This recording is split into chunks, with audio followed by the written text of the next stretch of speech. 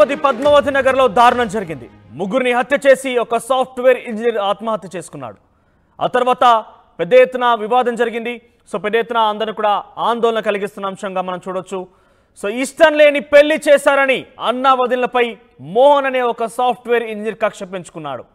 అయితే పెద్ద ఎత్తున వారిద్దరి మధ్య తరచుగా గొడవలు కూడా జరిగేవి.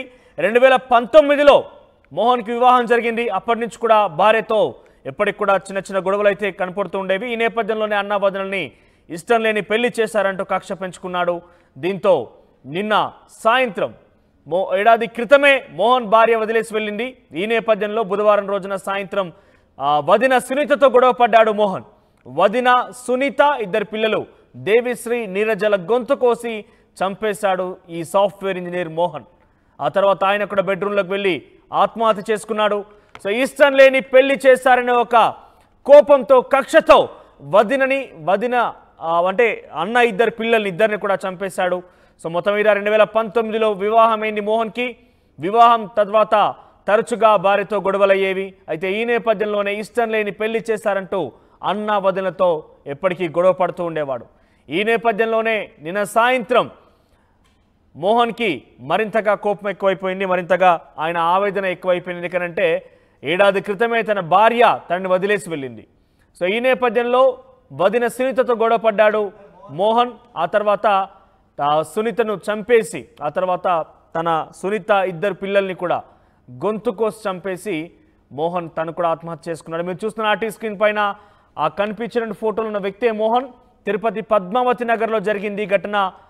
2019లో మోహన్కి అన్న వదినలు పెళ్లి చేశారు. అయితే ఇష్టం లేని పెళ్లి చేశారని అప్పటి నుంచి కూడా కక్ష పెంచుకుంటూ ఉన్నాడు. భార్యతో కొంత సఖ్యతగా ఉండేవాడు కూడా కాదు. భార్యతో తరచుగా గొడవలు కూడా జరుగుతుండేవి. ఏడాది క్రితమే భార్య తనని వదిలేసి వెళ్ళింది. దీంతో మరింతగా కోపం పెంచుకున్నాడు మోహన్. ఇక వదిన సునీత ఇద్దరి పిల్లలిన సాయంత్రం ఆయన గొంతు కోసి చంపేశాడు. బుధవారం జరిగింది ఈ ఘటన. దీనికి సంబంధించి మరింత సమాచార ప్రతినిధి లోకేష్ అందిస్తారు. Lokesh, over to you. Tirupati నగరంలో దారుణమైనటువంటి ఘటన చోటు చేసుకునింది. ముగ్గురిని హత్య గావించి తాను కూడా ఆత్మహత్య చేసుకున్నటువంటి ఘటన పద్మావతి విశ్వవిద్యాలయం ఆపోజిట్లో ఉన్నటువంటి పద్మావతి నగర్లో జరిగింది. అయితే ముగ్గురు ఏదైతే హత్య గావించినటువంటి వ్యక్తి తాను కూడా ఆత్మహత్య చేసుకున్నటువంటి ఘటన ప్రదేశంలోనే నేను ఉన్నాను. ఏదైతే పద్మావతి నగర్లో ఉండేటువంటి ఓ కాలనీలో ఇంటి వద్దకి నేను వెళ్తున్నాను. అసలు ఈ సిచ్యువేషన్కి సంబంధించి వివరాలు చెప్పాలనుకుంటే ఖచ్చితంగా ఆ ముగ్గురు హత్య గావించినటువంటి ఏదైతే వ్యక్తులు ఉన్నారో వాళ్ళు కూడా హత్య చేసినటువంటి వ్యక్తికి సంబంధించినటువంటి స్వయాన వదిన, అదేవిధంగా ఇద్దరు పిల్లలు కూడా అన్నకు సంబంధించినటువంటి పిల్లలుగా కూడా చెప్పాలి. ఎందుకంటే ఒక చిన్నాన్నే ఇద్దరు సంబంధించి అంటే ఇద్దరు పిల్లల్ని కూడా హతమార్చి అదేవిధంగా వదినను కూడా హతమార్చి తాను కూడా ఉరివేసుకొని ఆత్మహత్య చేసుకున్నటువంటి ఘటన ఇవాళ తిరుపతి నగరంలో సెన్సేషనల్ సృష్టిస్తుందనే మనం చెప్పాలి. 2019వ సంవత్సరంలో తనకి ఇష్టం లేని వివాహం చేశారని చెప్పి కూడా అన్న వదిలిపైన కక్ష పెంచుకున్నటువంటి మోహన్ అనేటువంటి సాఫ్ట్వేర్ ఉద్యోగి తాను తన అన్న దాస్ అనేటువంటి వ్యక్తి అదేవిధంగా వదినలపైన కక్ష సాధింపుతో రగిలిపోయాడు. 2020 సంవత్సరంలో తన భార్యతో తనకి విడాకులు కూడా రావడం, తన భార్య తనని వదిలి వెళ్ళిపోవడంతో కూడా ఒక్కసారిగా కూడా ఆవేదనకు లోనయ్యాడు. అప్పటి నుంచి కూడా తన కక్షను అదే రీతిలో కూడా కొనసాగిస్తూ వచ్చినటువంటి ఈ మోహన్ అనేటువంటి వ్యక్తి ఎన్ని రోజుల పాటు ఓపిక పడుతూ వచ్చినటువంటి పరిస్థితుల్లో ఒక్కసారిగా ఇవాళ సాయంత్రము 4:30 గంటల ప్రాంతంలో తిరుపతికి సంబంధించినటువంటి పద్మావతి నగర్లో ఉన్నటువంటి తన సొంత సోదరుడైనటువంటి దాసు ఇంటికి రావడం జరిగింది. ఆ సమయంలో దాసు ఇంట్లో లేకపోవడం, వదినతో సాయంత్రం 4:30 గంటల ప్రాంతంలో జరిగినటువంటి వాగ్వివాదం కాస్త ముదురుతూ వెళ్ళింది. అయితే ఈ వాగ్వివాదం కాస్త ఇంకా కంటిన్యూ అవుతూ కూడా వదిన గొంతుపైనే కాకుండా కూడా వీపు పైన కూడా అంటే అతి క్రూరంగా ఇటు వదిన అంటే తల్లితో సమానం అని అందరూ చెప్తూ ఉంటారు. వదిన పిల్లలు తన పిల్లలతో సమానం. అదేవిధంగా అన్న పిల్లలు అంటే కూడా వేరే రకంగా కూడా చూడాల్సిన అవసరం లేదు. సొంత కుటుంబానికి సంబంధించినటువంటి పిల్లలను అతి క్రూరంగా గొంతు కోసి చంపేటువంటి ఘటన ఇవాళ తిరుపతి నగరంలో వెలుగు చూడడం పైన పలువురు దీనిపైన నిజంగా నిశ్చయపోయేటువంటి పరిస్థితి మాత్రం చాలా స్పష్టంగా కనిపిస్తుంది. అయితే ఈ ఘటనకు సంబంధించి తన అన్న దాస్ ఏదైతే ఒక ప్రైవేట్ కంపెనీలో ఎంప్లాయీగా కొనసాగుతున్నట్లు కూడా సమాచారం అందుతుంది. అయితే ఇది నిజంగానే ఇష్టం లేనటువంటి పెళ్లి చేసినందుకు మాత్రమే తీసుకున్నటువంటి కక్ష సాధింపు చర్యనా లేక అన్నదమ్ముల మధ్య ఇంకేదైనా విభేదాలు లేదా ఇంకేదైనా మరేదైనా కోణం ఉందా అనేటువంటి రీతిలో ప్రస్తుతం అయితే మాత్రం పోలీసులు ఆ ఇన్వెస్టిగేషన్ కొనసాగిస్తున్నారు.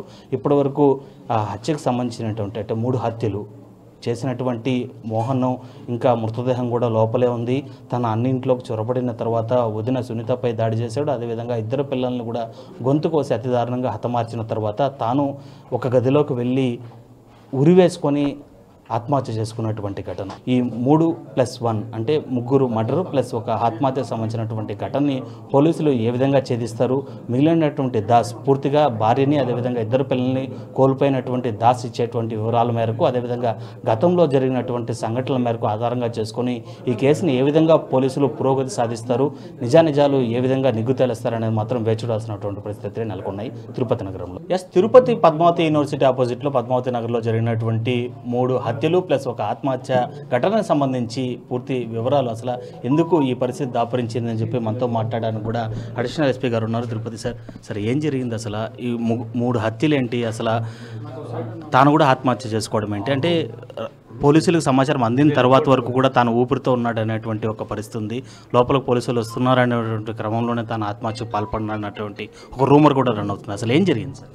యాక్చువల్గా కనుక ఉదయం ఈయన వచ్చేసి తులసిదాస్ అనే అతను వచ్చేసి నెల్లూరు జిల్లా సైదాపురం మండలము, ఇక్కడ దాదాపు 10 సంవత్సరాలు ఇక్కడే జీవనం సాగిస్తున్నాడు. ఈయన ఏం జరిగిందంటే కనుక ఈరోజు ఉదయం టయోటా కారు కొనుక్కున్న తర్వాత పిల్లలు స్కూల్ నుంచి వస్తేనే పిల్లలను ఒకసారి రౌండ్గా తిప్పి ఇంటి దగ్గర డ్రాప్ చేసి వెళ్ళిపోయిన తర్వాత కొద్దిసేపటికి వాళ్ళ తమ్ముడు ఇంట్లోకి వచ్చినట్లు ఉంది మన ఫుటేజ్. ఇంట్లోకి వచ్చిన తర్వాత అతను వాళ్ళ మీద దాడి చేసి వారిని చంపి అతను సూసైడ్ చేసుకున్నారు. అది ఎందుకు చేసుకున్నారు అనే వాటికి సంబంధించి మనకు ఇంకా ఇన్వెస్టిగేషన్లో తెలుస్తుంది. తర్వాత మనం ఫైనలైజ్ చేసి చెప్తాం. అసలు అంటే అన్నదమ్ముల మధ్య గొడవకు సంబంధించి అది ఎందుకు మాట అది పూర్తిగా తెలియలేదు. అన్నదమ్ముల గొడవ కానీ పూర్తిగా తెలియలేదు. అంటే 2 పిల్లలను కూడా హత్య చేయడం అనేది ఎలాంటి దారుణమైనటువంటి ఘటన అమానుషమే. అదే ఎందుకు చంపాడు, ఎలా జరిగింది అనేది పూర్తిగా వెరిఫై చేసి మీకు చెప్తాను. తాను ఆత్మహత్య చేసుకున్నాడు అంటే పోలీసులు వచ్చిన తర్వాత తాను ఆత్మహత్య చేసుకున్నాడు. అది ఇంకా ఫైనలైజ్ చేయాలి. ఇంకా ముందే జరిగినట్లు ఉంది. ఒకసారి వెరిఫై చేసి చెప్పేసి. సో అది మొత్తం మీద హత్య ఘటనకు సంబంధించి ఇటు అడిషనల్ ఎస్పీ కులశేఖర్ గారు కూడా ఆర్టీవీతో మాట్లాడడం జరిగింది. ఈ ఘటనకు సంబంధించి ఇంకా విచారణ అయితే చేపడుతూ ఉన్నాము. అయితే విచారణకు సంబంధించి ఇప్పటి వరకు కూడా సాక్ష్యాధారాలన్నింటినీ కూడా ఫారెన్సిక్ టీం అయితే మాత్రము దాన్ని రికవరీ చేసేటువంటి పనిలో ఉంది. పూర్తి వివరాలన్నీ కూడా విచారణ అనంతరమే కూడా బయటకు చెప్పేటువంటి పరిస్థితి ఉంటుందని కూడా ప్రస్తుతం ఆయన చెప్తున్నటువంటి పరిస్థితి చాలా స్పష్టంగా కనిపిస్తుంది. Out studio.